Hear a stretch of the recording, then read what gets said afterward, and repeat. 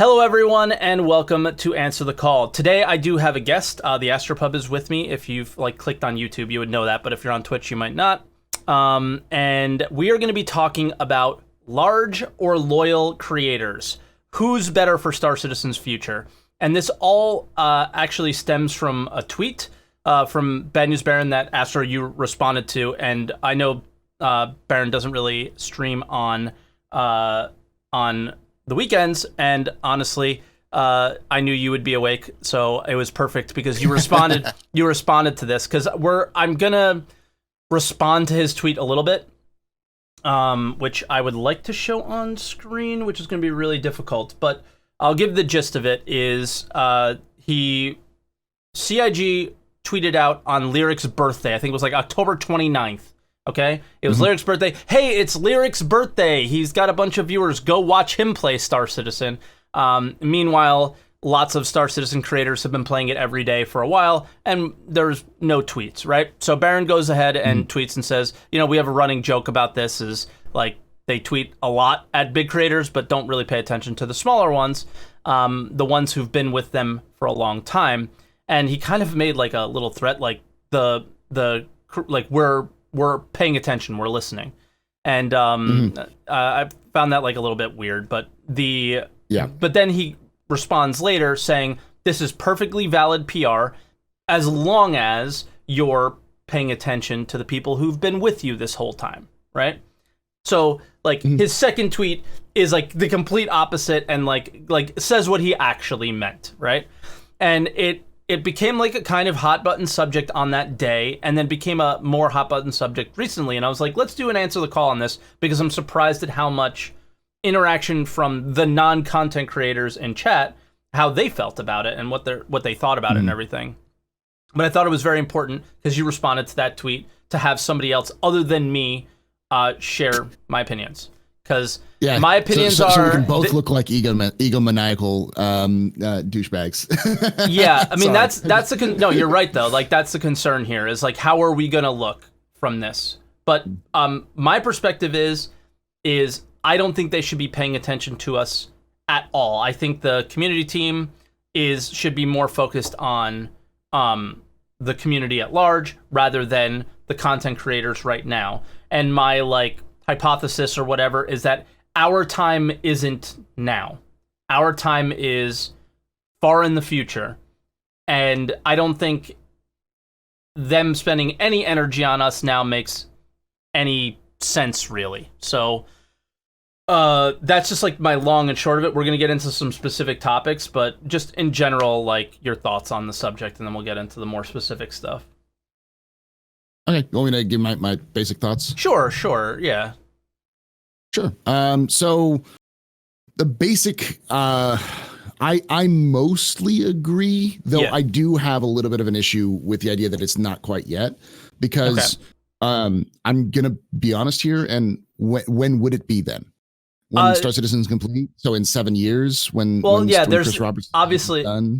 Obviously there's that, and I don't think it's when the game's complete. I think it's when the game is more complete than it is now, obviously, like when it's more readily played. And I think you would have to agree with me that there should probably be some really good traction next year towards that.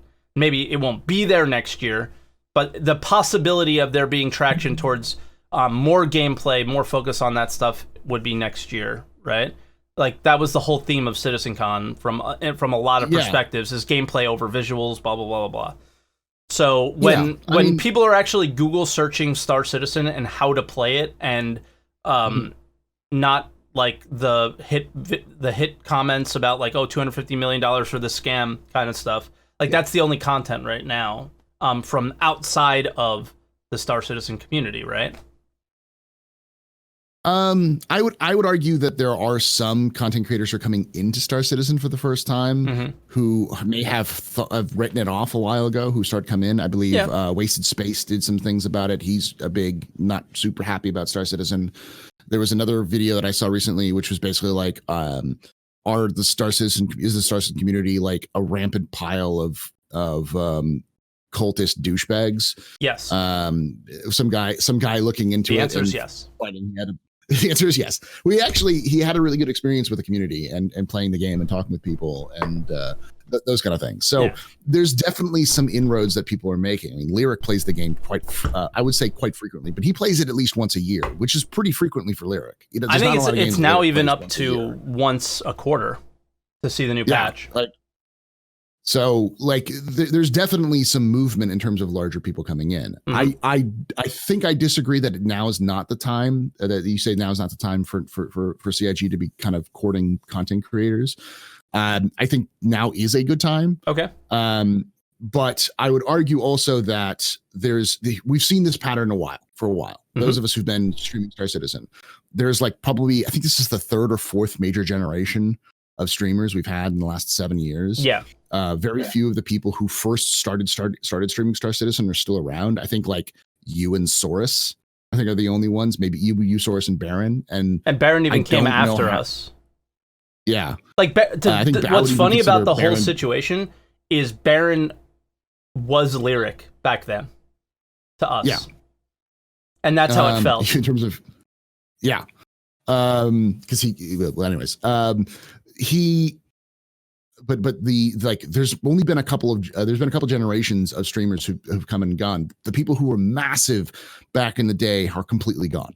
Yeah. Have moved on or just stopped streaming. Mm-hmm. And I think one of the things that CIG risks is when they don't find content creators who they like, who are working with them, who are doing good content. If they don't help them or if they don't give them a little, good boy, pat in the head kind of thing, they risk just taking that audience and going to another game.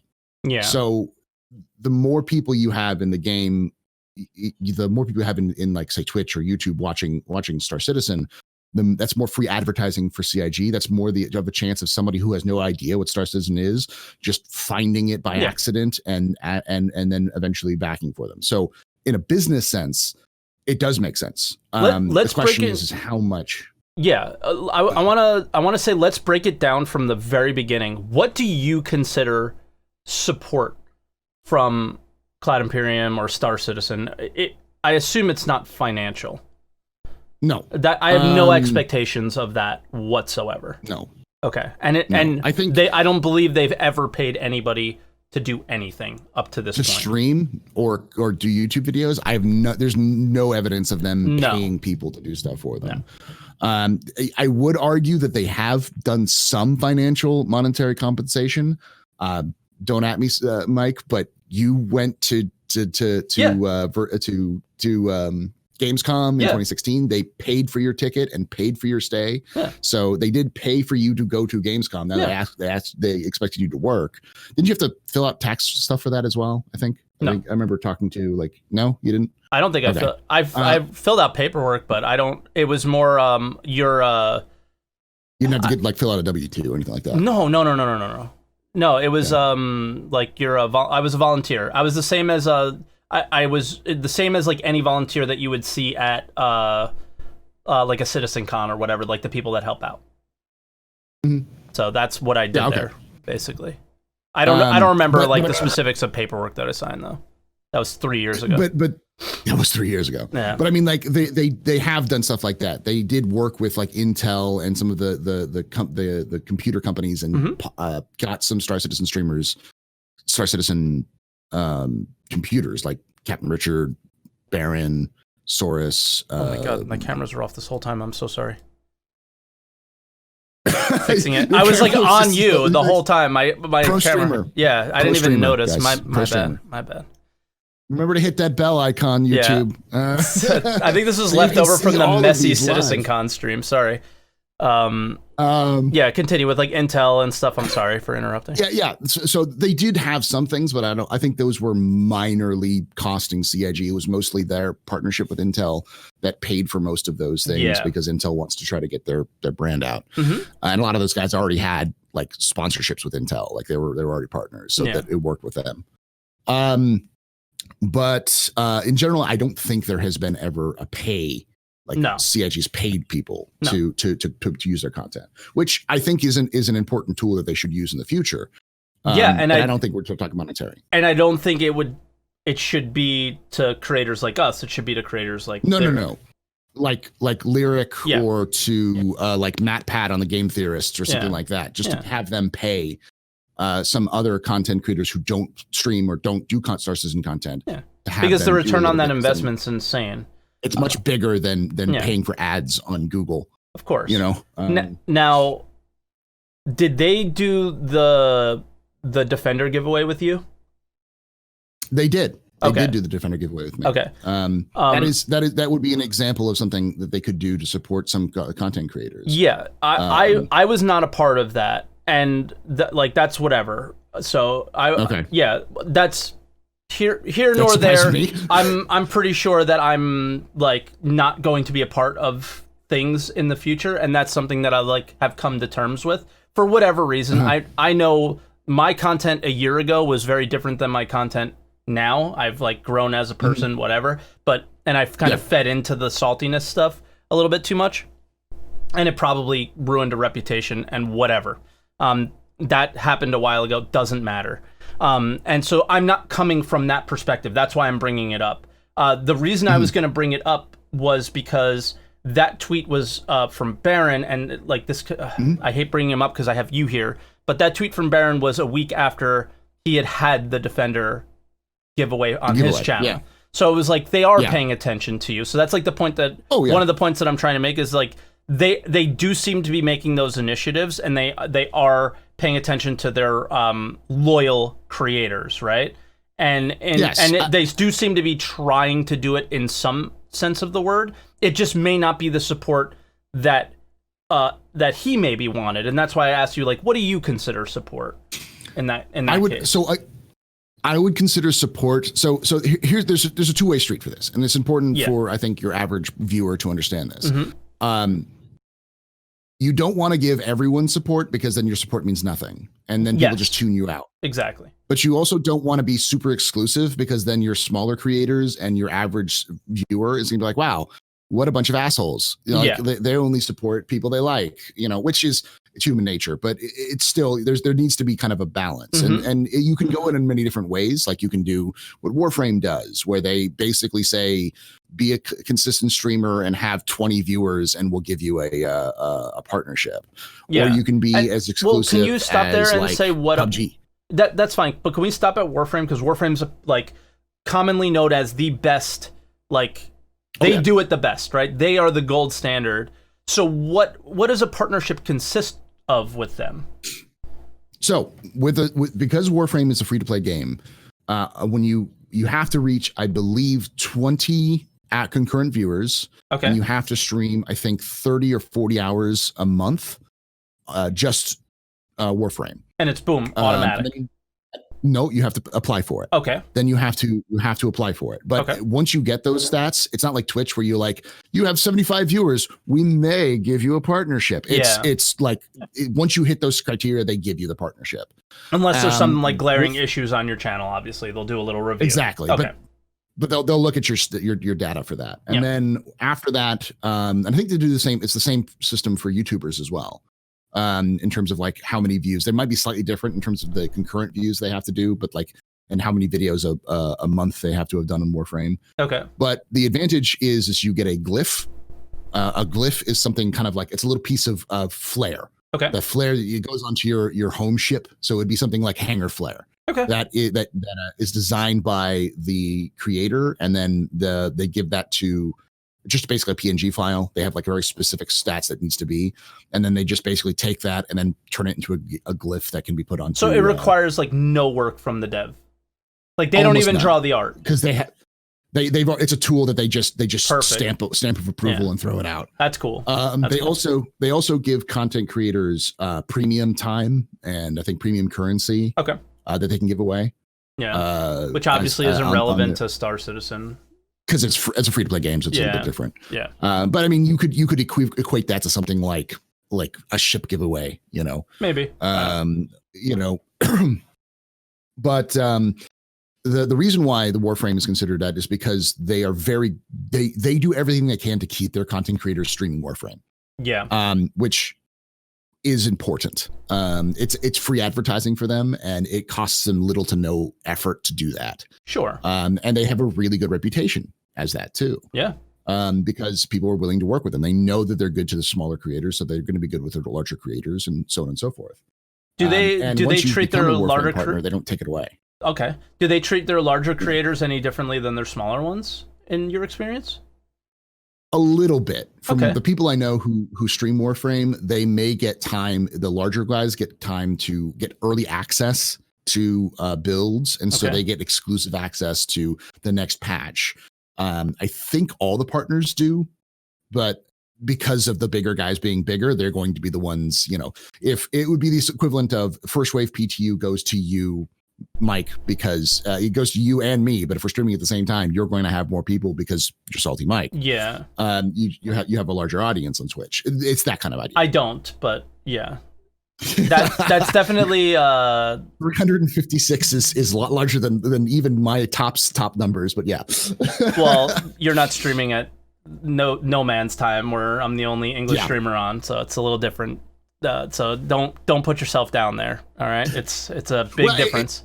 It's not a self-deprecation. It's just more of like that comparison. Yeah. I understand. Yeah, definitely. Okay, so with that said, I guess should we just discuss a little? I was gonna say sort of the same thing of what Tarkov does with their streamers, where they put little in-game items, very similar to the glyphs, I guess, with Warframe. But obviously, the devs have to spend some time drawing those, and who gets them, who doesn't, is a little bit of because the glyphs are given to the content creators who get to it's known. Give them to their people. Yeah, and it's known, what the requirement is to get it. Right now. Let's go back to the question of or the discussion that we were having of is the time now.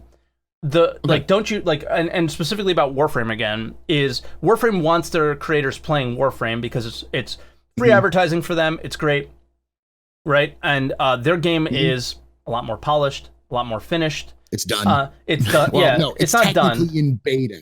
Yeah. It's technically in beta, but it's one of those things they said when they call it released, they're not going to work on it anymore. So, but there's content to create for it. Where I know you do the 0 to hero runs, and I've attempted it and failed a few times now, just like taking the air out of my sails with the whole wipe stuff. So I'm looking forward to next patch. It should be fun. And the idea of the fact that I don't think it's ready yet because I don't think content creators are able to make proper content yet. That's where I come from. Content. Yeah, for it to support, or for it to support them to support us. Is that fair? Yeah, I mean, the one thing I would counter with that is look at Tirada, or look at Board Gamer, or look at you. You don't think you do enough work streaming? I think I do a ton of work, but I don't think I do anything that benefits them enough. Benefits CIG? Benefits them enough to warrant them spending time and money to support me yet. Okay. I think when there's more gameplay, there's more there, when the actual foundation of the game is there, and you're doing things like hey guys, we're popping in and we're building reputation towards this, and then 2 weeks from later we're building reputation towards that. We're building a base. We're building, it's so far away from what it's actually going to be. Let me. Yeah, I get that. Let me counter this a little bit then. Go for it. Do you think that the content from ISC and from CIG is enough alone? No. So I see your point. So you're saying that the content that people are paying CIG to do isn't enough for the people who want that content. But is it fair? Because I think it's trash to say no. Well, I mean, I don't think it's trash, but I think that there's missing pieces. But the missing pieces are more what we do, playing the game more. Yes. Yeah. So I see the point you're making. So the point I'm making is then why would it be because the money's already being spending on marketing. That's what it's supposed to be. Yeah. Okay. What would it hurt CIG to give an exclusive to Board Gamer rather than to PC Gamer, for something that's new? Mm-hmm. You're not necessarily, you might get more eyes on PC Gamer, But board gamer, you're going to develop a good reputation amongst the community as someone who you're willing to go to that person. That's a huge factor. Yeah, that's a huge factor because it'll keep for us, but it'll also keep and bring in more content creators because they'll be willing. Like if Lyric had a chance to get an exclusive interview with Chris Roberts about some things about Star Citizen, people would watch Lyric, and then Lyric gets a little bit more trust from the community and people. And this is not something that's like out of left field. This is not something that that's exclusive to Star Citizen. Other companies have been doing this kind of thing for years. People like Professor Broman getting exclusive content and talking with Bungie about Destiny stuff like, in his earlier days and those sorts of things. So, but those are like little things that they could do. Things like tweeting out something that they think is cool, and they do that already. Like Tarada's videos come up. Every single Tarada video that gets put up of Hard Flying, CIG tweets it. If it fits their narrative, which is like visuals,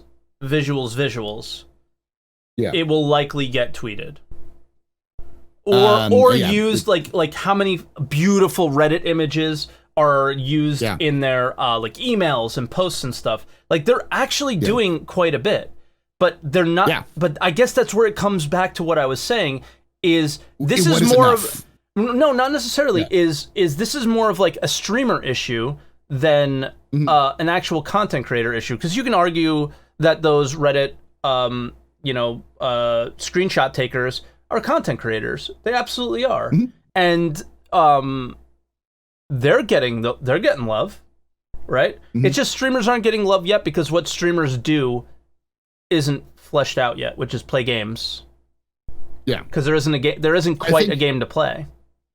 Let me put it this way: if Star Citizen if CIG did something as simple as here's a clip that we found was hilarious or awesome from a streamer once a month or once a week, and say, hey, this is a streamer, like check out this crazy stuff, like Paul Shelley found the demon bears in the cave, or Mike did that.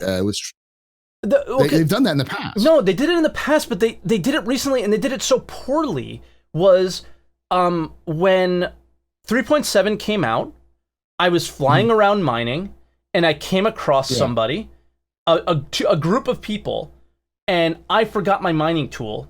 So I used VoIP and said, like, this was the first time that VoIP like really worked. And I used VoIP and said, hey, do you guys have an extra mining tool? I don't have one.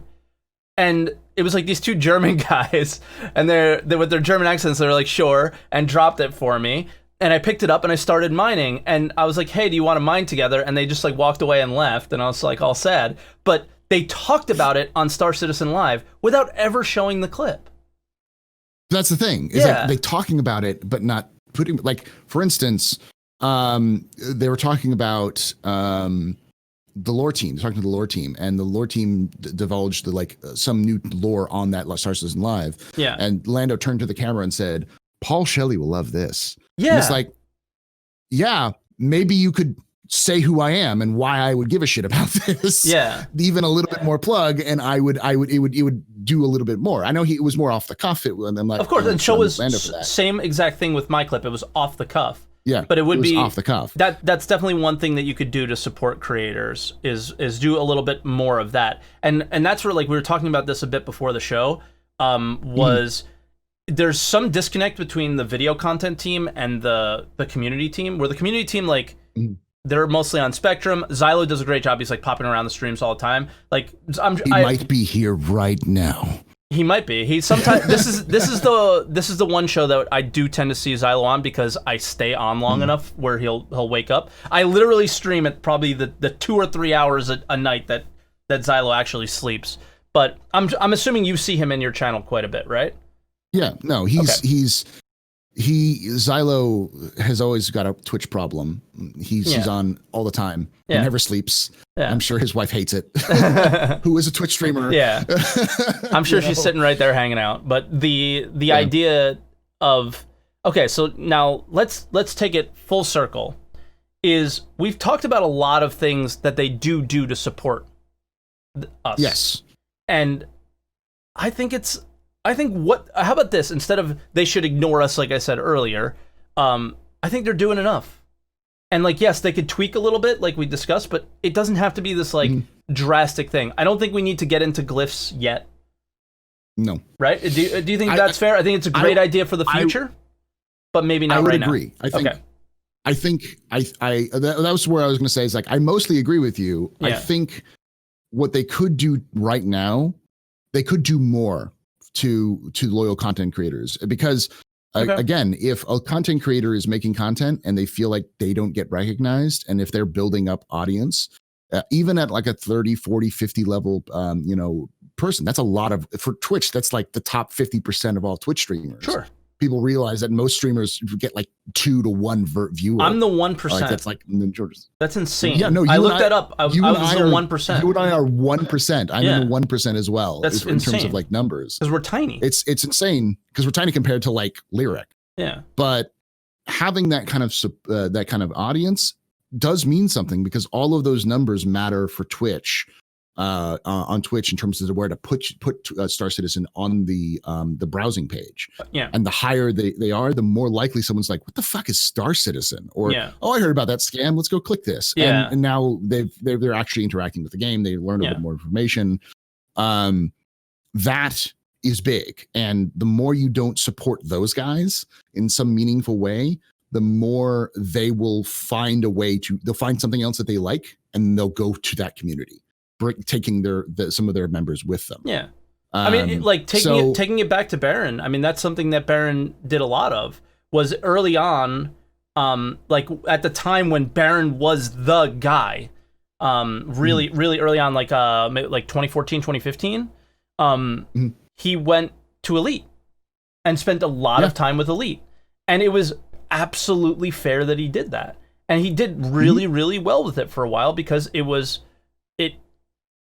there to help him grow. Like, I think, like let's start from the beginning, is that I think a lot of us are here, like, streaming because it's fun and because it's to have a good time, right? But, like, you're not doing this full-time, you have a job, I'm not doing this full-time, I have a job. But to some extent, I would imagine that this is something you would love to do as a living in the future, right? Is that fair? Sure, yeah. It's fantastic, I love it. Make enough money to support myself, I love it, yeah. So, obviously, like, that's where your the point that you made comes from, and it's totally valid, is that, like, one of the reasons why you may want to support us as creators is because you don't want us to get to go to another game necessarily and play something else. You want us playing your game, and that's super valid, because I think that's one of the things, is that Star Citizen's very culty, and that like we'll play it to no end. Like, I feel stuck in it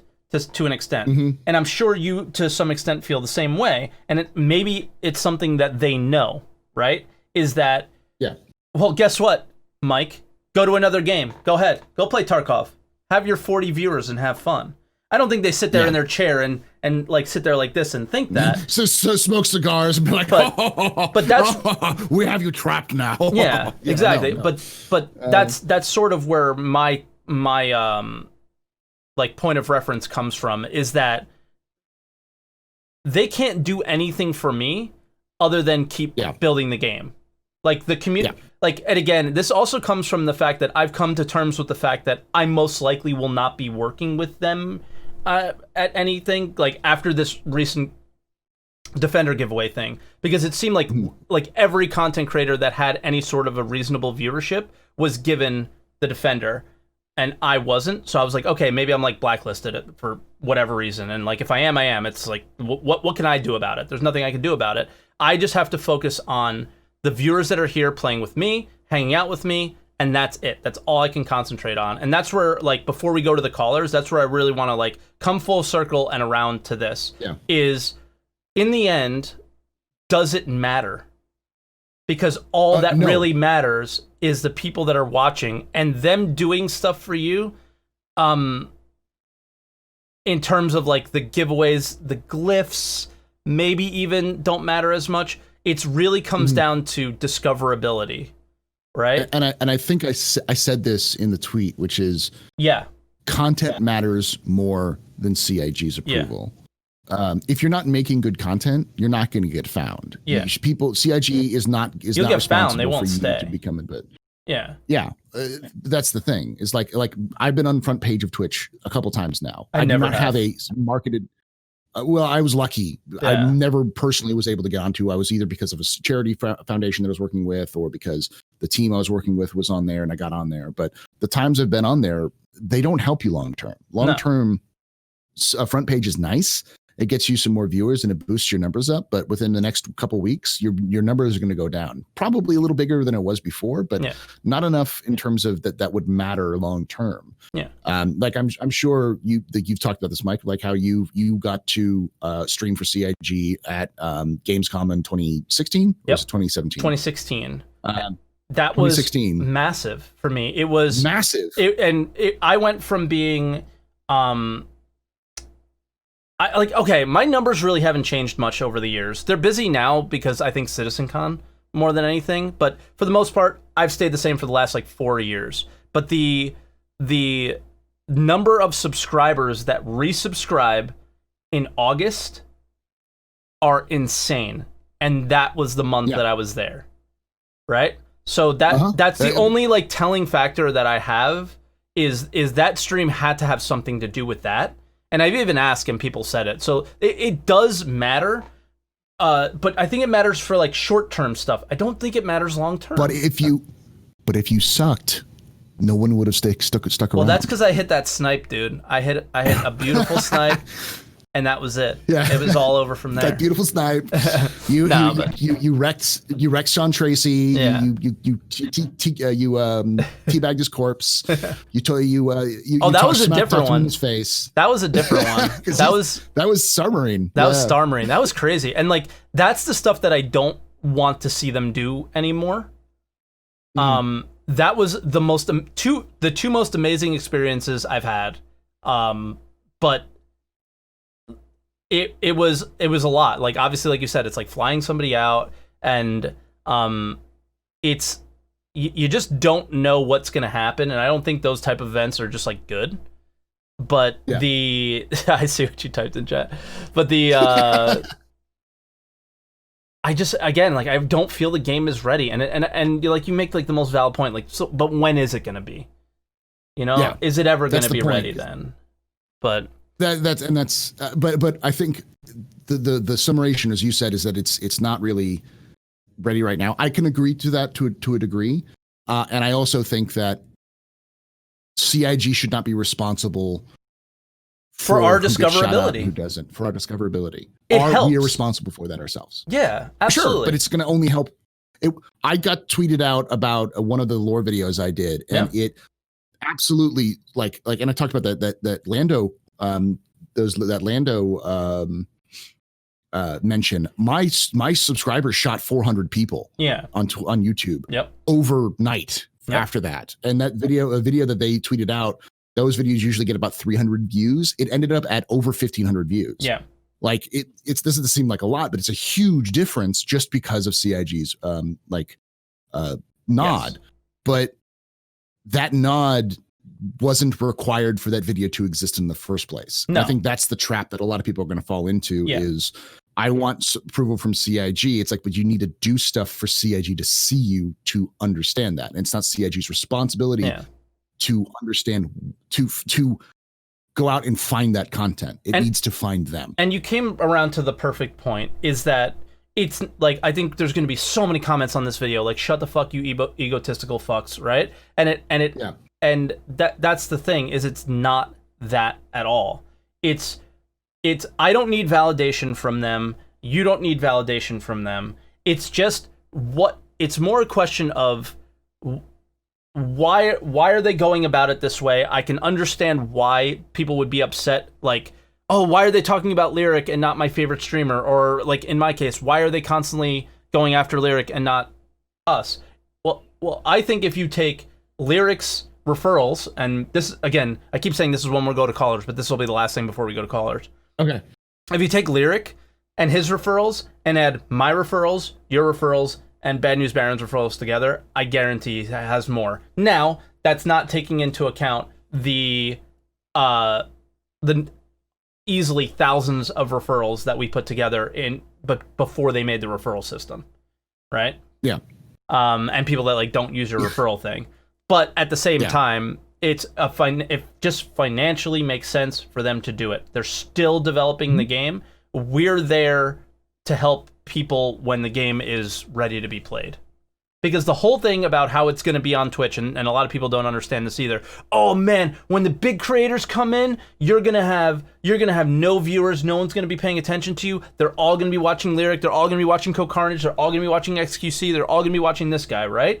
Well, those guys like play the game for a week and then they go away. And then who's gonna be there when everybody wants to find out like how the game's played or what grind or just the content of the game, right? That's what I mean as like. It's not our time. That is our time.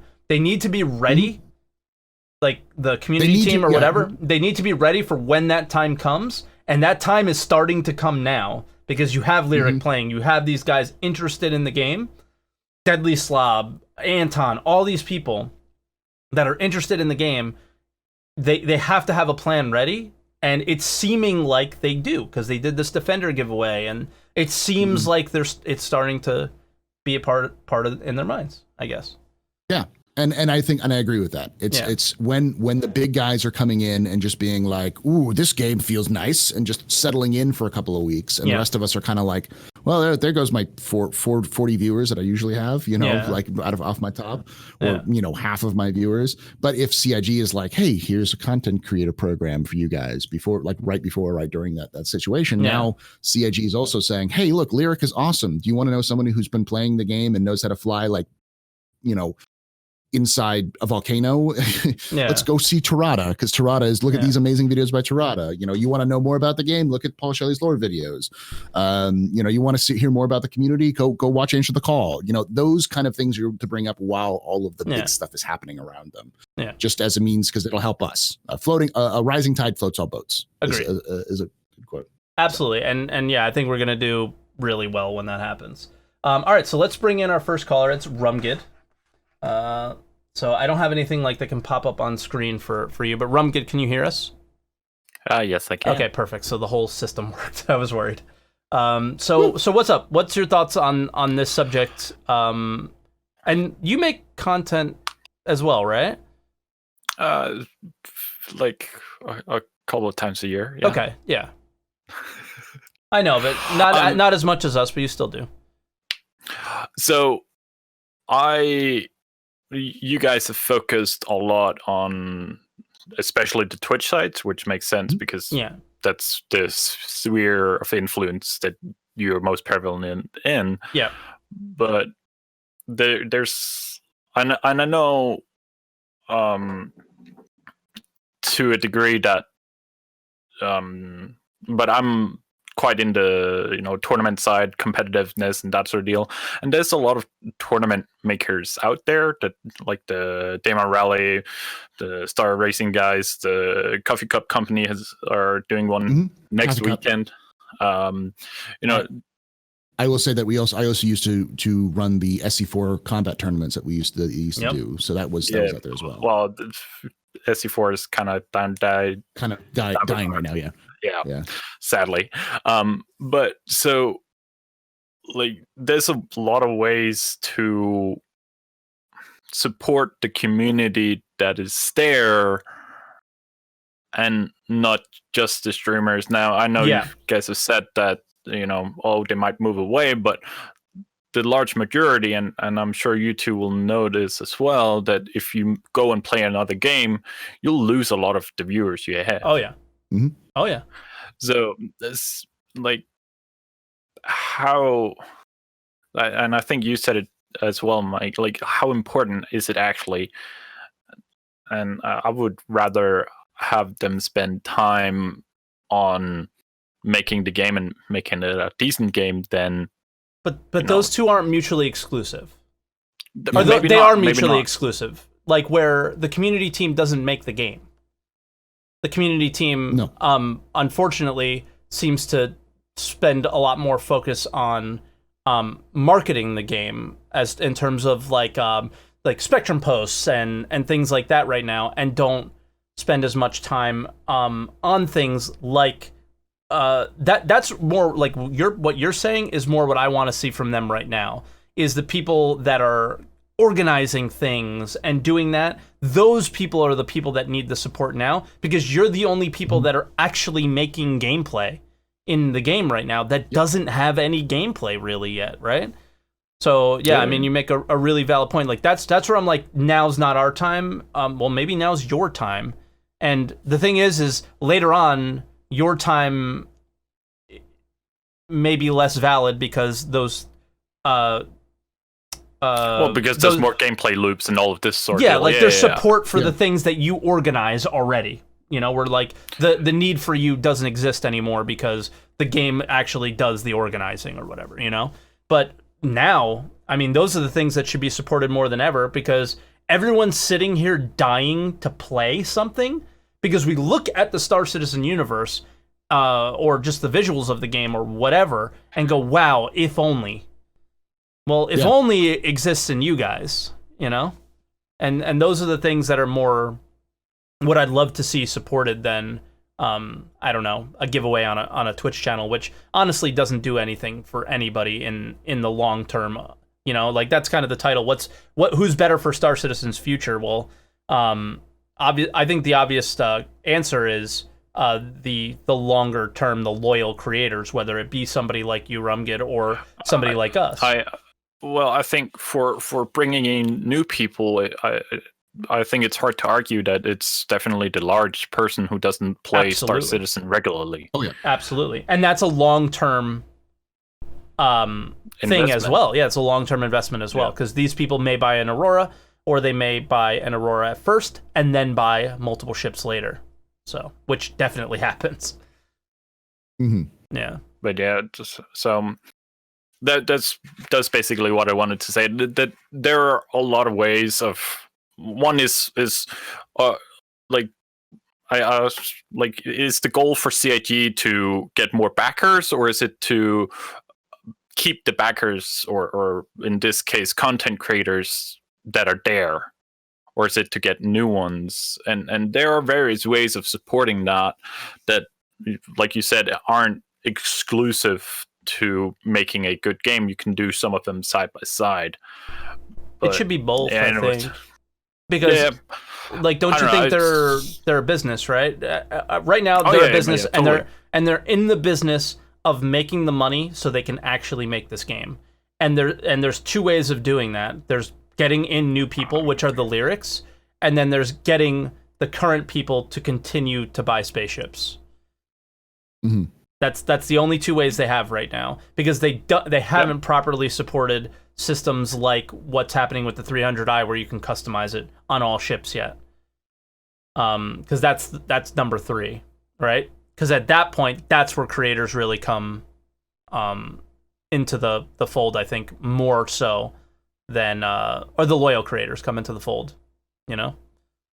And I would also argue that events like the Coffee Cup, Daymar Rally, and so on and so forth, I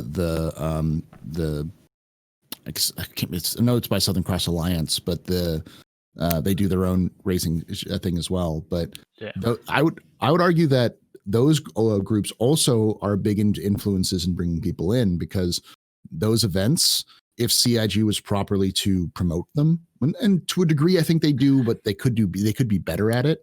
They would those would bring more of the community in, and those numbers coming in. But it would also bring in a different community. It would. It also bring in new people, because the higher the numbers, the higher up on the list it goes, the more new people will come in and see what's going on. If the first thing they see is a desert bus style rally across across Daymar, they might go, "What the heck is this game?" Yeah, let me figure out a little bit more about this. So and then they'll see the amount of crashes and move on. Yes. Yeah. No, but I don't know.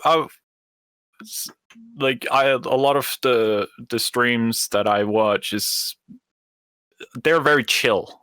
Yeah. Where it's because there's nothing to do right now. But comparing those to the occasional competitive stream that's there, I usually don't watch them because I'm competing myself. So yeah. Well, the whole thing was when Arena Commander was the only game, it was a lot more competitive, man. It was a lot more competitive. Like, and the streamers that were the popular ones were the ones that were actually, well, they were the ones that owned Super Hornets, or they were the ones that were actually really good at the game. And those people have faded away because there is no game to play. There's no competitive nature to the game anymore.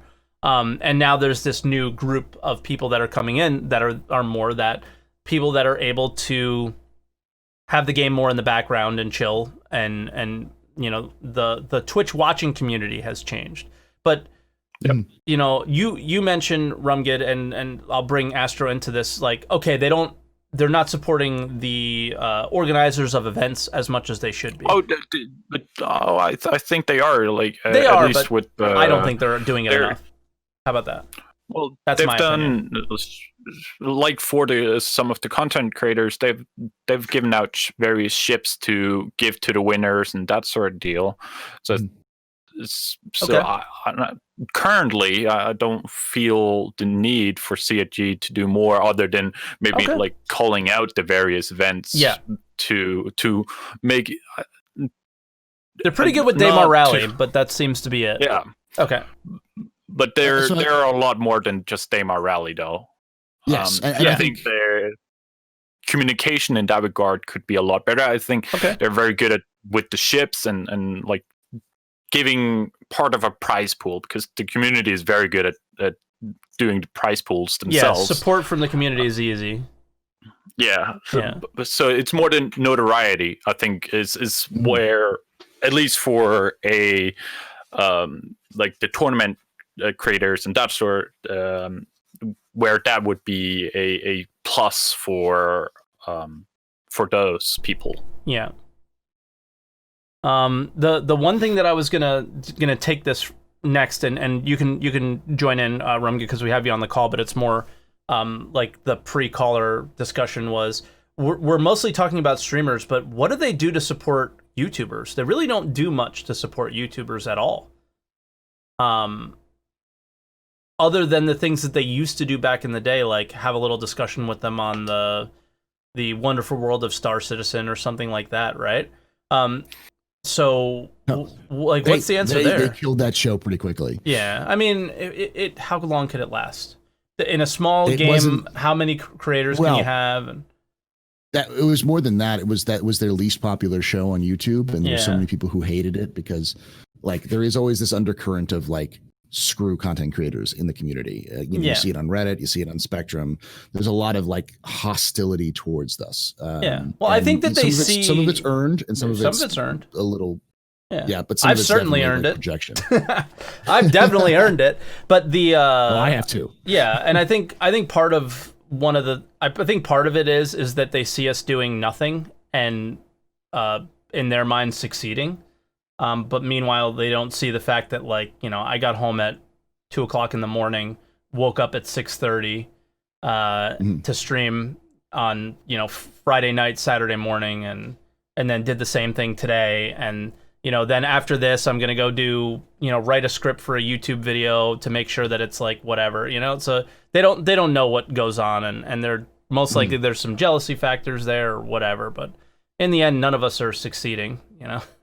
To the extent of where you probably think we are, right? So it doesn't really matter. But like, I just don't see them doing much for YouTube. I think it's really just like Twitch streamers. It looks like Twitch streamers complaining, and that to some extent that's what it is. Yeah. And that's kind of why I wanted to bring in the viewers and get more of like, what does this do for you as a viewer? Like, what would them supporting, because this is me and Astro talking, like, okay, all these things can do, like, the validation absolutely helps, right? It absolutely helps us, but like, how does this affect the entire ecosystem? And like, you being the viewer, like, what do you think? If purely statistics, if you look at the people who have some sort of wording for giveaway in their title, they are most likely gonna have more viewers. Yeah. So, and if CIG is providing those giveaways, they are to various extents providing some sort of income for that person. Okay. I also think, I mean, that's a whole nother subject. I think the giveaway thing is something that creates a false representation of how good your actual content is and who's there for what. So if anything, I think that if CIG did that, they'd be hurting content creators and not helping them. Oh, I fully agree. But you also know that as soon as they don't do giveaways as often or completely quit it, that the viewers are going to drop. But so I don't do it nearly as much. I do it maybe once a week, and then I have a monthly thing that's separate from Twitch. So. Yeah, the first one I did in the last like 6 months was at CitizenCon. I don't do them, and I came to that realization very quickly. But I think that's off top. I didn't get to that realization quickly. It took me a long time to come to that realization that it's a money investment that just doesn't help, and it's a very similar thing to what getting help from CIG would do. It would be a small term little boost, but in the end, it's like there needs to be. I think the best thing, and I'm actually going to bring it up on the stream, is little tiny things like what Escape from Tarkov does, and I believe Elite Dangerous does this as well. So Astro, you can chime in on that. I am not familiar with that, but it may do something similar. On their launcher, I think if you use a certain hashtag, you'll show up there automatically. Here it is here. So people will be like, "Oh, look, Anton, I'm live." There you go, and it just shows up there. Or they have like these Twitter accounts, like just there, like as part of like their partner program or something. Little tiny things like that are really all that would need to be there to be what I like. That's the max expectation that I would ever have from them, like as in terms of like helping their creators out. And like the little things like that, like Warframe does creator spotlights, right? Sort of, or like community spotlights. I'd like to see more of that and just include their streamers in part of the community, but have community spotlights. So I think that's where a lot of the hate that you talk about, AstroPub, comes from, is it's either us or nobody. Yeah. And whether it's Lyric or you or me, it's still never them. Yeah. And I hope Rumged, is there anything else you want to add? Because I'm gonna probably bring in the next guy, but I that's kind of when I pose the question to you guys as the members of like the watching community, or the YouTube community, or just the general Star Citizen community in general.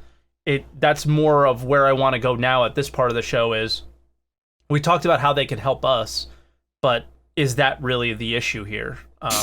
As well, you know, or is it more, are they doing enough for you? And I don't know if that answer is yes or not yet.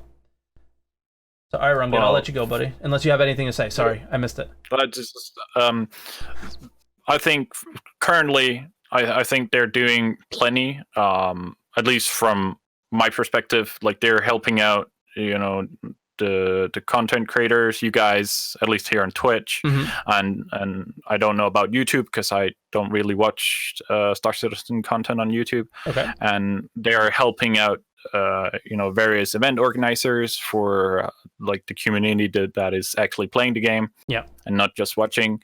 So but from my point of view, they need to have a more complete game in order to make it to rope people in. One thing is selling the game because it is very pretty, but they need to stick to. Yeah.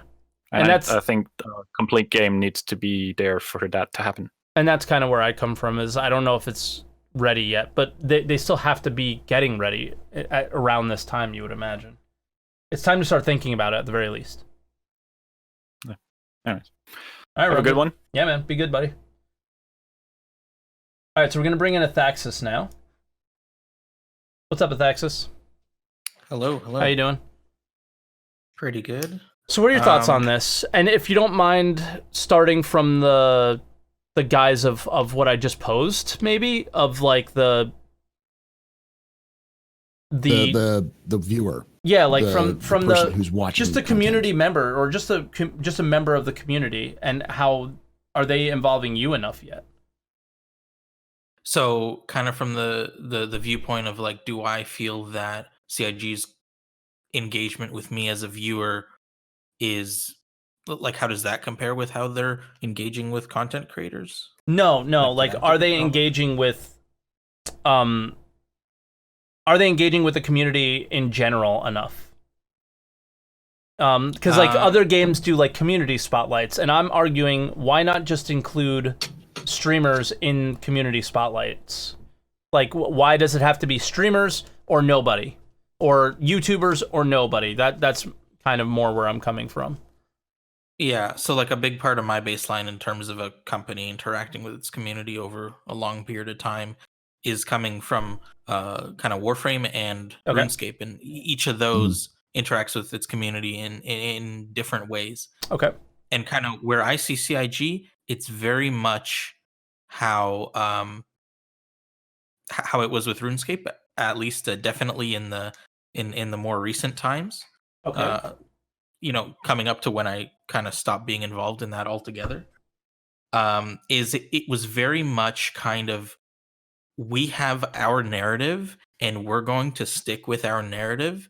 Like, we're not really going to specifically or very rarely call out instances of our like community members themselves unless they align with our narrative, because Yeah. at the time they're facing, and they continue to face, enormous backlash for a very aggressive microtransaction system on top of a paid membership. So they would just sort of put blinders on and not acknowledge the community because they were pissed, like, constantly. Yeah. But the way they communicated, the way shows and kind of so-called community content was scripted, it felt like, we have our story we want to tell, Mm-hmm. and we're not in touch, or we're not going to acknowledge um Do you what's feel going CIG on. is doing the same? I'm saying the tone of the videos feels the same. I'm not saying that they're not acknowledging, because I mean, I don't know. Like, I would say I do see instances of them interacting with content creators, like slightly larger stuff, and obviously when someone's on a runaway streak on regular content like Rexzilla, Yeah. then yeah, it came up, and they did occasional community spotlights like that of content creators that had a lot of players coming together. So I'd say, you know, they're a little better than RuneScape was, but like, I hear Jared talk and I hear script, script, script. That's all I hear. I hear script. I don't hear, Well, to be fair, he works we there. true. Yeah. I'm just saying, like, it feels like it's just prepared. It's a prepared thing. It's not reactive. It's completely proactive. So they decided to say these things. But Like, do you think that because are you implying, I guess, that because I don't necessarily fit the narrative, and you didn't mention me specifically, but I'm someone who doesn't really fit the narrative, that I'm not involved with things as much anymore? I mean, possibly, because you obviously do support the game, Yeah. but you take a critical approach to support the game. You're not like 100% fanboy. No. Like, you, That's gotta when be even like exhausting. the I don't know littlest how thing is anybody does off. that. Well, if you get paid to do it, you Yeah, find a way. I guess, but And nobody's getting paid directly to. No. But I mean, it's kind of like if you're self promoting for your stream, like, Yeah. if you're having like a shit day, it can be harmful to really let your viewers in on that. Like, you feel like shit and you just want to complain for 3 hours, Yeah. like, on end. Like, it's a risk, right? Yeah. If you do that as a content creator, you can alienate people, and Yeah. that can harm your long term growth. And that's how people put on that fake persona, and eventually they burn out and they have a big breakdown. Mm-hmm. And I mean, that's a reality. So, like, as a viewer, I feel like, yeah, there definitely could be more, at least compared to Warframe, because Warframe, they have community showcasing, like, people doing Just like a little decoration. art, decoration, everything, art, literally so everything related to the game. Yeah, like someone makes some funny video, someone makes some fan art, they show it, and not only in the streams, but the community team is regularly retweeting and reposting on Reddit, other people's like stuff and promoting just the community, like members of the community in general, not just their selected partners. Yeah. Um, I think that's kinda, really important. Yeah. And that shows that you as a developer are in tune with your community. Like you exist, your community team exists within the community rather than kind of sitting above it and kind of picking what you need. But kind of the points I wanted to make in terms of, because you compared to Warframe early on as kind of the ultimate, the best. I mean, the problems you're having. It has been compared as the gold standard in the past by other content creators. This was what Mike was referring to. Yeah, I mean, for me, it is the in gold the content standard. Creator circles. Yeah. But what I've been seeing, particularly recently, is with slowdown in content in Warframe, content creators are feeling strained, and the same kind of situations that we're having, like happened with Lyric, have been happening in the Warframe partner community, at least publicly visible. So there's a little bit of accusations of favoritism. There's some, like, oh, why are they paying so much more attention to this person that's only just gotten a partnership where I've had one for like 5 years. And I think it has to do with the fact that so a whole partnership program, it's primarily created for the developer to get free advertising. Yeah. And if they're nice, if they choose to, they can give kickbacks that promote the content creator. So official recognition obviously helps with channel growth. Some kind of giveaways helps bait viewers to your channel. Like, let's not lie, that's what giveaways do. They bait viewers. It's a promotion tactic, and it's not just it's something that's used on Twitch. It's used for everywhere. Yeah, I mean, at the end of every single board gamer video is a call out. Is a call out. But I mean, I just don't want people to think that it's just like exclusive to like streaming. It happens in a lot of different companies. However, there's lots of discussion. That's a separate discussion in itself in terms of like how much is giveaway culture, causing problems for Star Citizen, but that's a different kind of thing. So I mean, it's honestly, like as that tweet said, the PR is okay because ultimately that's the goal of a partner program. It's to promote the game, and older content creators that maybe see stable growth are actually like, if you think about it, if you get a new content creator that has, a large community, maybe they're coming over from some other game and they have a loyal following, that explosive like addition of players can be worth a little more than someone who's just, they're picking up 20 people. Yeah, picking up 20 people over a month, like 20 people per month, versus this person's coming with 200 people, like I can just get 200 new people potentially. So yeah, they're obviously gonna put a little more effort. Now, should they maybe make a little more effort to make the core people feel a little better? I mean, maybe. I mean, obviously that's the trade-off, right? If you alienate your core, you might lose you might lose everything. Creator, but I mean, in terms of losing the followers of that content creator, that might not happen because I mean the viewers will move around content creators much faster than content creators will move around like IPs to follow. That's fair. That's very fair.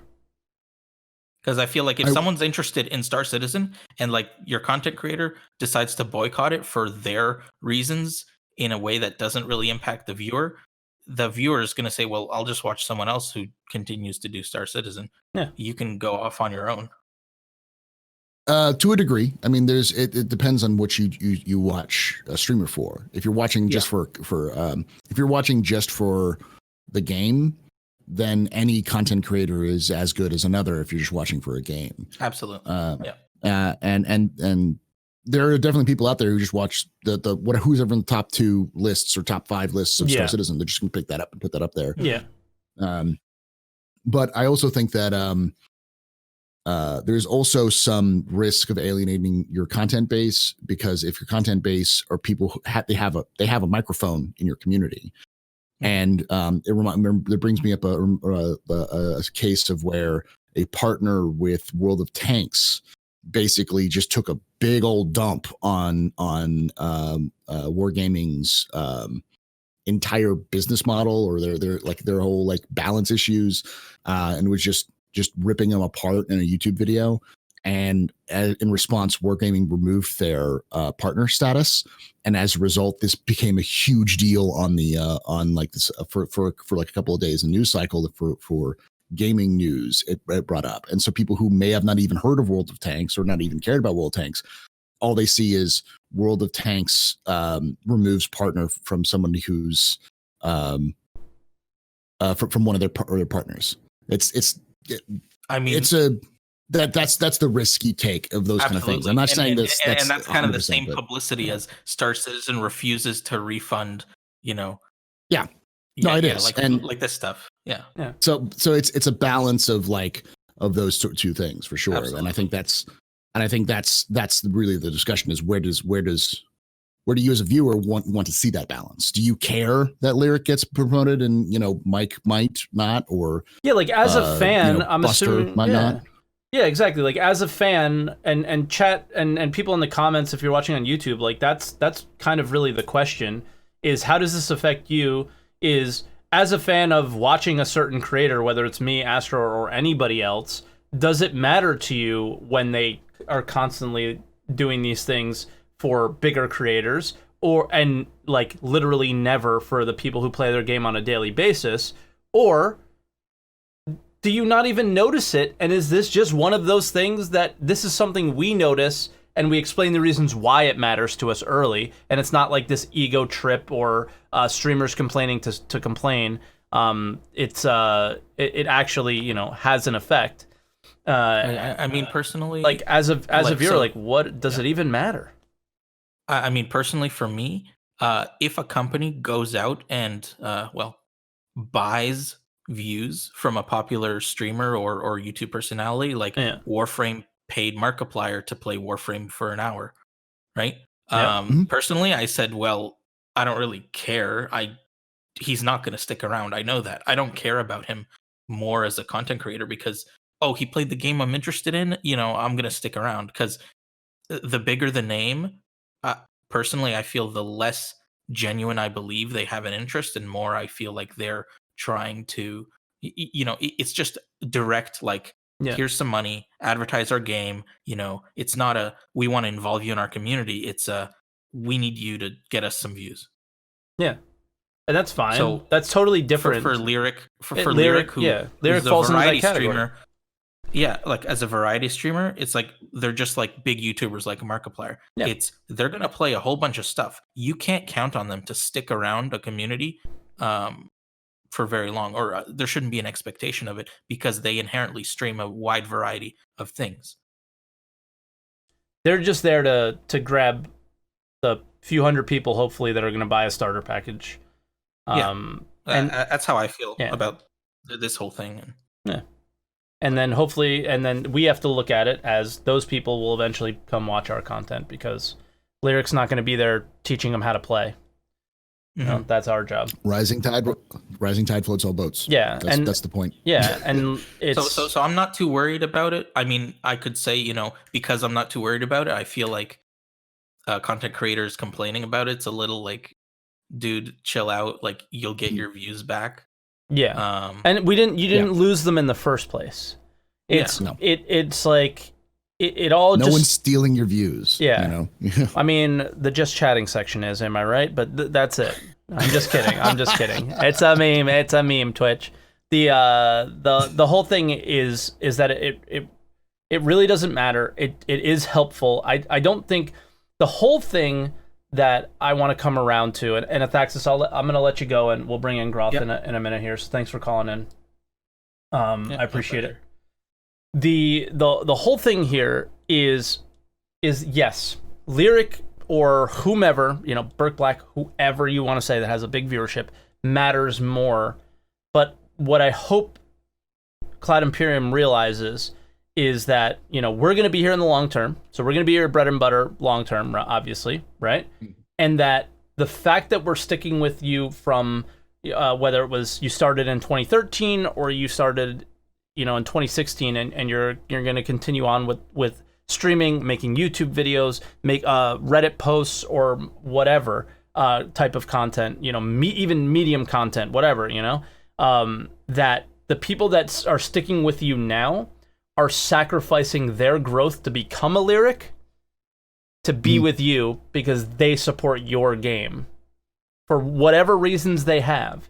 But it is an absolute impossibility to grow with Star Citizen. You will never become Lyric. You will never become XQC. You will never become Markiplier. You will never become a large content creator. It is impossible in the game of Star Citizen at the current point in time. And that's the only thing, is that I don't necessarily think that they realize that, is that, we stick through it because of whatever reason. We love it. We, either we know that it's our bread and butter as well, and we have to stick to it because that's how we keep our viewership. Whatever the reasons we do, there's a 0% chance of success sticking with this game, and that's why you see lots of people jump to other games. Not in the happy times of Star Citizen, which are, usually once a quarter for a week or two. So, yeah, I mean, that's a big thing there. And that additional support is what would keep you playing the game on a regular basis, keep you interested, whatever reasons that they could do are why we're even bringing up this topic in the first place. It's not an ego thing. It's not a CIG help make me money. It's not anything like that. It's really comes down to what Astro said early, is the idea of that they need to have is to keep us streaming the game on Twitch. And by us, that means all streamers, whether you're 1 viewer or 10,000 viewers, that they need to have as many people in the directory as possible, because I don't know if everybody knows how Twitch works, but the more viewers in a specific game category, the higher it is on the list when you go to games. And when there's somebody just browsing Twitch, I don't know about you, Astro, I look for probably the top creator first, and then I look at the games next, and like, ooh, what's this game doing up here? I've never heard of it before. Click on it, and that's how you get a lot of viewership and free advertising from. It's not even just a Twitch thing. It's a psychological thing. Yeah. There's a huge fall off in terms of how many people will watch based off of the not just in Twitch, but in it's been done for like studies for marketing for a long time as well. Like, how do you market something? Where do you put them? Where do you put stuff on a site? Because that'll determine what people will look for, because they always look for the top things. Yeah. And the higher that your game is on the directory, the more likely someone's going to click it, even just out of curiosity. And like, while it does benefit us, like, I hope that we can put both of our egos aside, and I think that I think that I am, and I think that you are as well, and say that, like, the reason we're bringing this up and the reason that we're talking about this is not necessarily because it benefits us directly. While it does, it's more because it has a general overall benefit for Star Citizen, for you as a viewer, for you as a backer with just an Aurora, for you as a backer with thousands of dollars worth of ships. It should benefit everybody, because more funding should come in, more freedom to take their time and do things right. I mean, the more you watch these other games come out, the more you fall in love with CIG. The CIG doesn't also have to, for that to happen, if it happens naturally, CIG doesn't have to pay a dime for it. Yeah. And so that means it's advertising that's free, that the backers are not funding, that go to improve the game. Yeah. So that's the discussion kind of. Yeah, for sure. And all right, I think we have one more caller, so we'll bring him in and then we'll wrap up. Groth, welcome, man. How you doing? I'm doing fine. Hi, Mike. Hi, Paul. Hey, Groth. So what do you got today, buddy? I mean, like was the last few, I think it's better you ask me. We have so many subtopics in this question, so Yes. I think you should start with the question and then we continue. Okay. Well, let's start right away with the one that I just posed before. Like, does it even matter to you whether the people that you watch are getting representation or not, or getting validated, I guess, by Cloud Imperium, whether it's a giveaway or a retweet or whatever, a glyph one day? Does that matter to you? To some extent, yes, definitely. When you're part of some community, when you're watching like your channel or Paul's channel or Mitch's channel, like for a while, and when I had the pleasure to meet Summit in 2017 at SitCon, like when you have more of like not even relationship, but when you have sort of relationship, like a viewer relationship with it, when you're more into this community, then I think yes, you want it to be because it validates you as well. If the content is good. Do you feel because it like validates you as well? Because since you're part of that community, is that what you mean? When you're a passive viewer, I think no. Not much, not really. When you're maybe, if it's more an active community that maybe organizes stuff like the Rexilla stuff and what other channels did too, like for a while, I think then yes, definitely, I would say. Yeah. Okay. And then what about just in general, like coming from like just because you may not stream or do YouTube videos necessarily, like some of the comments that we brought up about things that they can do to keep people in the Star Citizen directory, whether it's on Twitch, keep people Googling Star Citizen. I don't know about you, Paul, but my YouTube views skyrocketed after CitizenCon, and the only reason is because people are Googling topics related to Star Citizen. So, you know, always being there is important. My last Captain's Table shot to over 1,000 views, which usually takes a couple of days. Yeah. In like a day. Yeah. Because people were Googling it. So. Yeah, exactly. So like these things really do matter, and they should matter to you as a viewer as well. So yeah, I don't know. Like, what do you think about like the little things, like adding little items to games and things like that? Like, how would that how does that make you feel as someone who may like what? Okay, let's say for example, you're a part of this community. Obviously, you've been on Answer the Call a number of times, but let's say you're not a part of AstroPub's community, and they put like a beer stein or something like that, or you know, an outfit like Paul's outfit. You can with the I'm tired, but like, yeah, Paul's like attire, like you can look like Paul in the game, right? But they didn't do anything for me, like they didn't add my glasses or something. Like, does any of that shit even matter? I feel like just personally, like most of this stuff is it's all just whatever, and it really comes down to us as creators to just keep creating. I think gimmicks are nice, but I think no. I think regarding what they can do, like I agree on like the stuff which what Tarkov does and others. Like they need a better community hub. They need to maybe integrate more into the launcher like other games do. At least and at least if they say Paul Shelley on Inside Star, at least say where his channel is. Link him and also name his channel name or his creator tag or whatever. They're giving nods like with like that are like only understood by a fraction of the community is nice, but if there's really something you like as a company from those streamers, then give them really some at least some slight advertisement by linking the channel below and like in the comments in the video description and name them properly. what was I just gonna say? Oh my god, I had something that that's people were mentioning and that I really wanted to bring up. Oh no. Come to me. I mean, Go ahead. Take it, and it might come to me. Quick chat. Just give all of your bad thoughts immediately, right now. I feel like somebody typed it, and that's what made me think of it.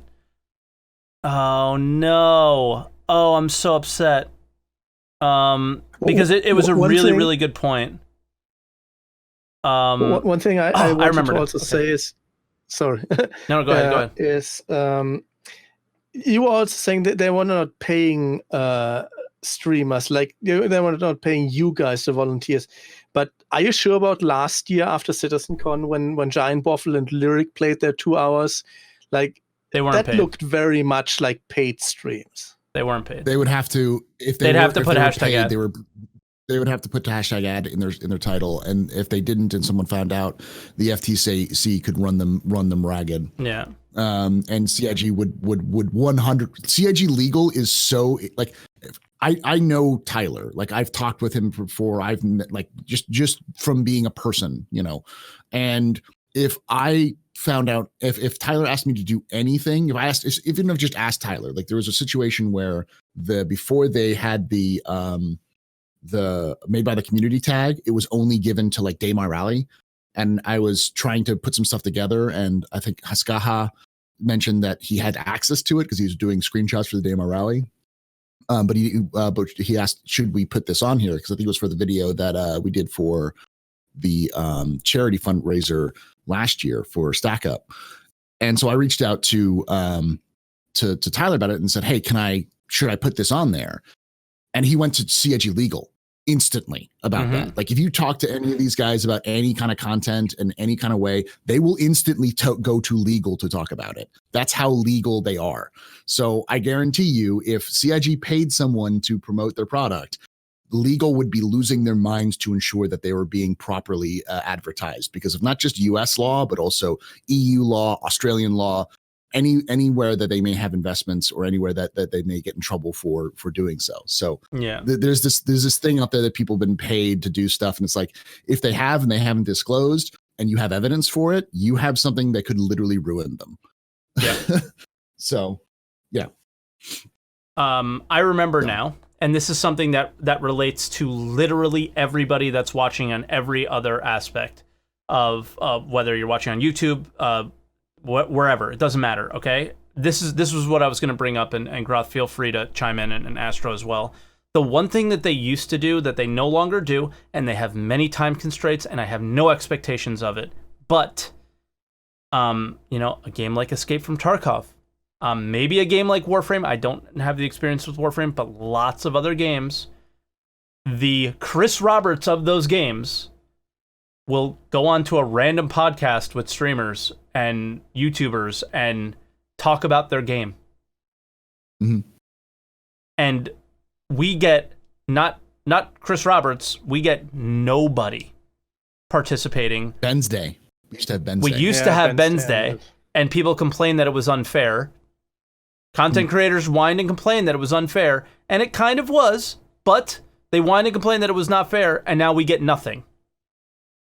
And from a viewer perspective, I think having a dev or particularly community management type of people like Xylo that we can like post some questions to, like these are the important questions from the community that we really want answered now, and not through the sieve that only the things that they're comfortable talking about at the time. Like yes, everything is very scripted when it's Lando and it's Star Citizen Live and it's Inside Star Citizen. But coming and being on other people's content and becoming part of the community. I think somebody earlier in the calls mentioned that a lot of that stuff feels above us, whether it's above us as streamers or above you as a viewer. They don't seem. Do you guys get the impression, and Astro, Groth, and everybody watching in Twitch chat, anybody leave a comment below, that they feel above you? I get the sense that everybody that works there is at a different level than me, and we're not trying to achieve the same goals. That's from my perspective. But what's yours? You're saying like do you think CIG feels like they're above their content creators? No, I feel like they make me feel like they are. Whether they feel like they are or whether they think it, I don't know. That's whatever their opinion is. Like you feel like that that you feel like you're being looked down upon by CIG as not part of the bigger picture? No, I just think the way they have things set up is it's them and then there's you. Right? It's not like looked down on. It's just separate. It's not a unified thing. It's not like they feel that they're better than me or they make me feel small or anything like that. That's that's not how I feel. Okay. It's don't you think that games that are really successful have like a unified front kind of when it comes to that, where they engage more? Xylo's great at it. He goes and streams and everything. But what you're saying is that there's two worlds. There's the developer world and then there's the fan world. And the developer world seems to be completely separate from the fan world. Yes, because even when you have things that are like super upvoted for a Star Citizen Live, they won't even ask the question. Right? And even when it's a relevant question to the situation. Like little things like that are what creates that. Somebody in chat said unreachable. And to some extent, that's how it feels. Right? At CitizenCon, it may not feel that way. But for the rest of the year, it does. It does feel like that. And very separate. Matt Sherman's here, and he used to work there, and he says there needs to be some separation, though, especially for how much the Star Citizen community will try and take every off-the-cuff remark or notion and try to hold it as some immutable absolute fact, truth, and also how they hold developers to this celebrity status as well. It was why there needs to be some separation, right? So I agree with that. I don't know. And then somebody else asked, why is that a bad thing? I don't know. It feels like, what do you think? It feels like a bad thing to me. I feel like because of the nature of the development of Star Citizen, it does feel like a bad thing. At the same time, I know enough CIG employees to know that they need time to not talk or think about Star Citizen. Yeah. Like I've joked with Jay Lee in the past. Like Jay Lee talked about like how he loves Warhammer 40K and he really got into 40K. He plays D&D with Lando and that kind of stuff. If you follow their Twitter, they do all this kind of stuff. And then I joked about like, it's like, oh, you're going to watch all these Warhammer 40K videos, but you won't watch my lore videos as a joke. And he's like, Paul, I literally live in lore. Like that's all I do for job. Sometimes I'm not at work. I don't want to be living in lore. Yeah. And I think there definitely needs to be some separation because, for fans and for content creators, for some of us, this is something we do for fun. And for them, 100%. It's their job. So having that separation helps the health of those developers. Now, at the same time, I do think that it does feel a little bit like an ivory tower. Yeah. Where not necessarily that the employees don't understand this, but the managers and up high are so have isolated themselves from the community so much that they sometimes have the wrong take at a reaction or don't understand how this community is feeling. And people like Xylo help that a lot because I have seen Xylo sit there and discuss with people who like straight up think Star Citizen's a scam. Sit there and discuss and figure out why they think that. Yeah. Like that man is a glutton for punishment when it comes to a lot of this stuff when he reaches out. And he does it on his own. He does it for fun at times. Like it's just how Xylo rolls. And but there's still, I guess there is, feel there is some sort of isolation separation between the two camps at times. Yeah, I mean, but how do you bridge that gap? I don't know. I would just argue that Xylo hanging out in Twitch chat isn't enough. Isn't enough. Yeah, I agree. It's fantastic. I don't want to take away from it at all, but it isn't enough to bridge that gap is all. What he does is great. It's I don't want to take away from that, of course. But yeah. I think that's probably Gruth. Go ahead, buddy. And then we'll probably call it. What I wanted to say more about the stuff earlier, like I agree with Paul, like and also Matt Sherman that there has to be some separation. They can't be thinking 24/7 of their job. Yeah. And the game around it. The other thing is like with Benstay and so on, I think they wanted to first of all plug the leaks, and second, I think with all what we had in the last like 1.5 years or so, the revamping, like first reduction of ATV, now inside Star Citizen, there's less and less and less basically they have like to show, and what and then they also like try to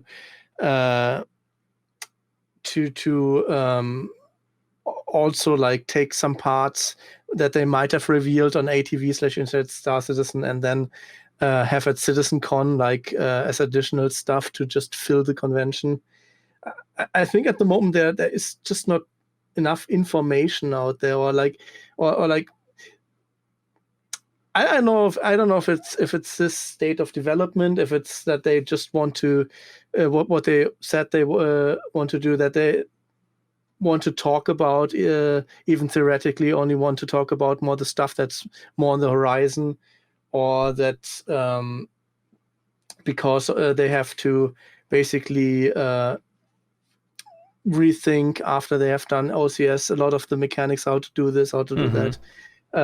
They just don't have anything, and I think that's might be also a thing, because with a lot CRG does, I think I still have even though they have a lot of pipelines and such, I have more and more the feeling that they just don't have a clear line, and sometimes they just are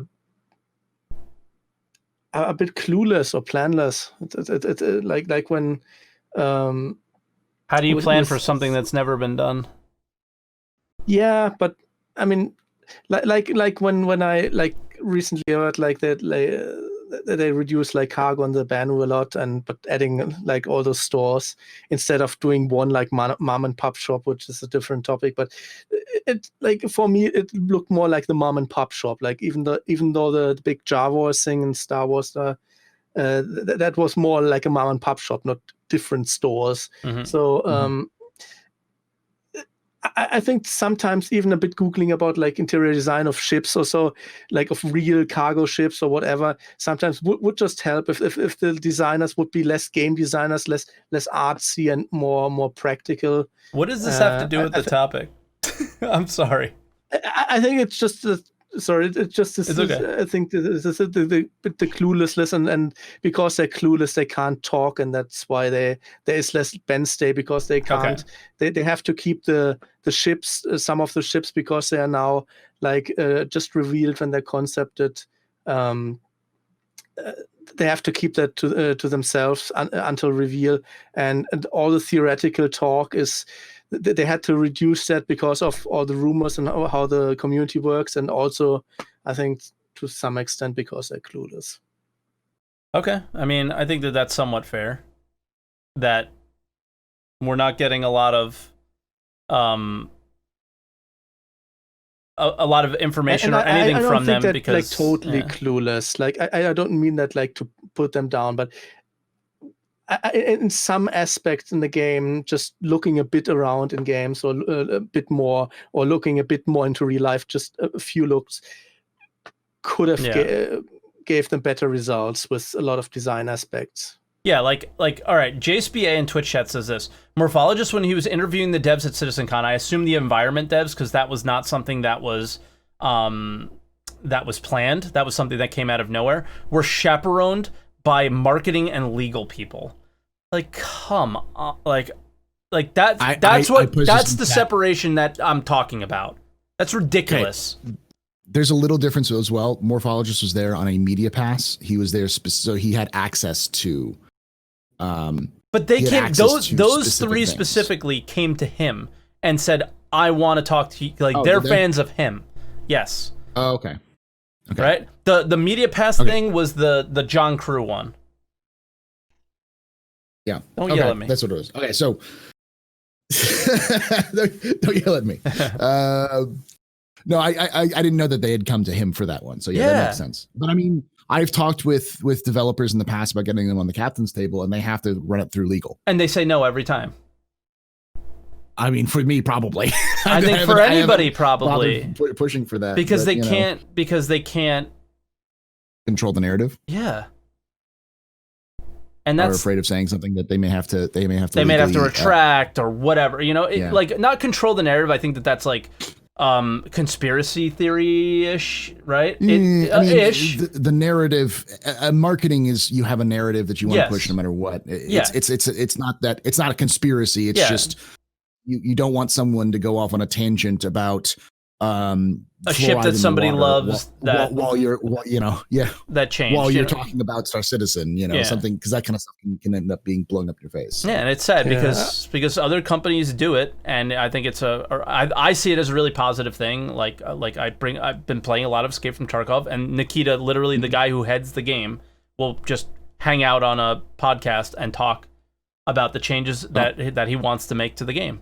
But that also comes from a company who doesn't have. There's 15 people. Yeah, well, let's not even go there. Like the amount of people they need to make a game of that quality, which is super strong, is a whole nother story, because we don't know how much is going into Squadron 42. Whatever, that's a story for another day. It's just story, but it's just he is ingrained in the community, and I think that's something that's important as well, and that's how you could support your content creators. And I know there needs to be some separation, and I'm not saying Chris Roberts should be coming on these things, right? I don't expect Chris Roberts to be on and answer the call, but and that goes, ties all the way back to like the weird thing where Disco Lando is separate from Captain Zylo. They're two different departments. Why? I think there's also one thing that would turn around more back to the base question, and that is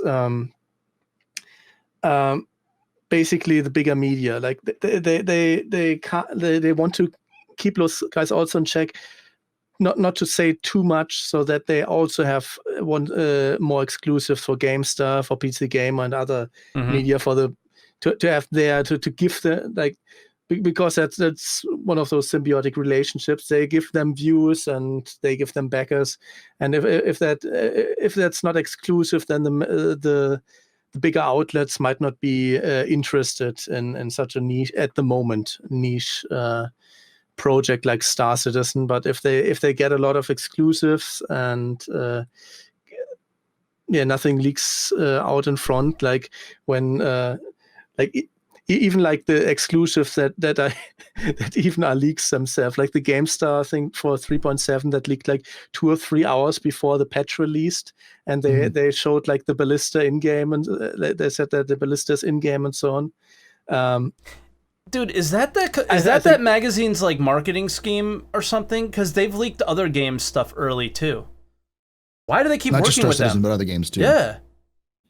I don't know. That's why I brought up something to the effect of like, just give Board the exclusive once. Yeah. Board is not going to break deadlines, and he'll just enjoy the attention. I feel like they know it's happening. Will feel like intent. I don't know. Maybe. I mean, I'm a long-term reader. I read the magazine since 89. Not 89, 98. And they're probably the best German magazine there is, like quality-wise, journalism-wise. I don't know. It could be that they do that on purpose, but sometimes it's just maybe the magazine isn't as big as it was, like when they still had like a couple of years ago, like the huge print numbers. Maybe it is to on purpose to get clicks, or maybe it's just that they're understaffed. Have that on like an automatic release on the website, and then if CRG lags behind a bit or other stuff lags behind, then basically that's an automatic leak. Yeah. And we'll end with this one, because like this one is what people are going to say, I think, a lot, and I think this is a good point, but one that's easily torn apart.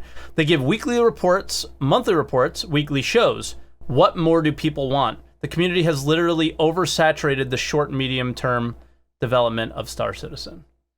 I think all we're asking for them, at least from all I'm asking for them, I don't want to speak for you, Paul, is to engage more and be more a part of the community and less in that ivory tower above it, which is all of those reports that you mentioned they could be done better, and then there's no need to have this conversation at all.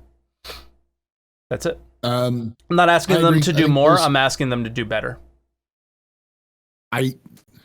Or to do differently. There are ways they could improve. They could improve for sure. And improvement is community management and content is the same kind of game as community content or community creation or content creation from in terms of like video or whatever you're doing. Yeah. You always have to keep evolving. If you don't evolve, you die. Yeah. And they've evolved to separate from us over the years. Yes, and I think there needs to be a little comeback. That's all. I think what they would need to do is nothing major. It's more introspection rather than trying to figure out what's going to sell the next chip, but more what does the community want to see? Because as someone else said on this, that like basically they don't care about content creators; they only care about content, meaning information. Yeah. And so the reason why people go to Board is because he's an easy access to information. The reason why people watch your week in review videos, I'm not going to try to shit on you, but because people want to know what happened. They don't have enough time to deal with that other stuff. Yeah. And the people who are the hardest of the hardcore fans will just go to the leaks discords or the places where they can get the information, the fastest and the newest information. Yeah. Because that's what they care about. They want the information about the game that they play. They could give 4 fucks about you or me or anybody else who plays the game who makes content. They want content. Which I think is a majority of the people that watch us. That's the community. And that is the community, and that's totally valid. That's totally fair. That's why when we play a different game, nobody gives a shit because they're not here for us. They're here for the content. For content. Yeah. And I think the major thing about content is that once CIG kind of gets to the understanding of that, they can do both. By reaching out to smaller, not reaching out, but like by retweeting, like I said, a clip a week. The clip of the week. This is the funny thing that happened to, but they did that, and all it was people fucking blowing up spaceships. I think it's just like when it's there, support it, and when it's not, don't. Yeah. Don't make it so concrete. I agree with you. Just don't make it concrete because they made it concrete before, and all we got was fucking ships blowing up at the beginning of ATV for a year straight. It was the worst shit ever. Well, I don't mean at the beginning of ATV. I mean using their Twitter accounts. Yeah. Like small stuff. Okay. Yeah. Small stuff. I'm not saying it's not something crazy because if they up their social media game a little bit more, if those kind of things, those are the little things that'll help a content they'll make you feel better about yourself. Like, hey, here's what the feed the ego part that we are trying to avoid, but it's still part of it. Yeah. It's a pat on the head, say, hey, this is good. And it also exposes those players more to the content that they may be looking for. Because there could be people out there who are looking for content. They hear things like, oh, all Star Citizen creators are just regurgitators, or I want actual gameplay, not conversations. And the problem is that those guys exist. They're all over the place. It's just a lot of people don't bother looking because they just buy into the narrative and move on. Yeah. And that's kind of the kind of thing that CIG could help in small doses about, which they are, or more things like Sean Tracy and the glorious eyes of why am I blanking on his name? Todd Pappy, having them be more talking with us as the community. I think that's another thing, or just talking with community content creators. Those kind of guys would also be helpful for bridging that ivory tower versus the plebs kind of situation. And I think Morphologist did that a little bit, but I still think Morph is like on some sort of like an ivory tower as well, because he's the reason they spoke with him. Well, no, not even that. It's not from a content creator perspective at all, actually, from the fact that he can engage with them at their level. As a level, on their level, yeah. Yeah, where you and I may not be able to on a specific topic or whatever, right? So, yeah, it's interesting. But anyway, Groth, I'm gonna let you go. Yeah. Astro. Yeah, 1 second. Go. I just want to say, a friend of mine applied like in the summer for another community manager post, like at CIG. I think they want to increase their numbers in the community team, and I hope that leads to something. They have 4 community managers, but they hired 2 in the last 2 months.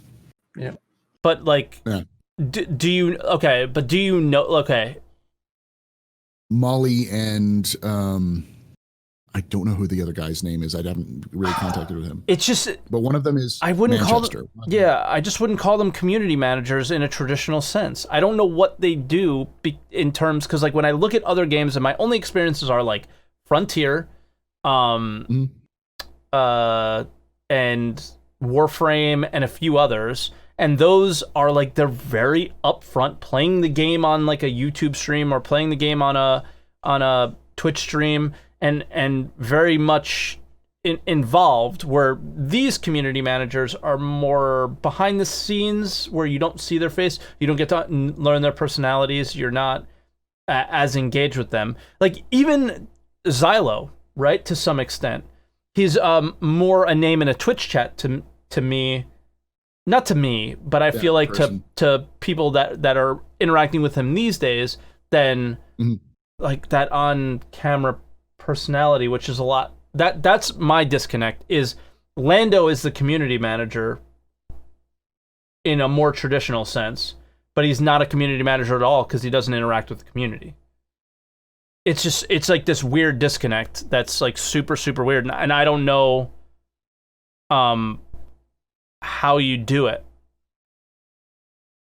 if there's going to be that separation. So I don't know.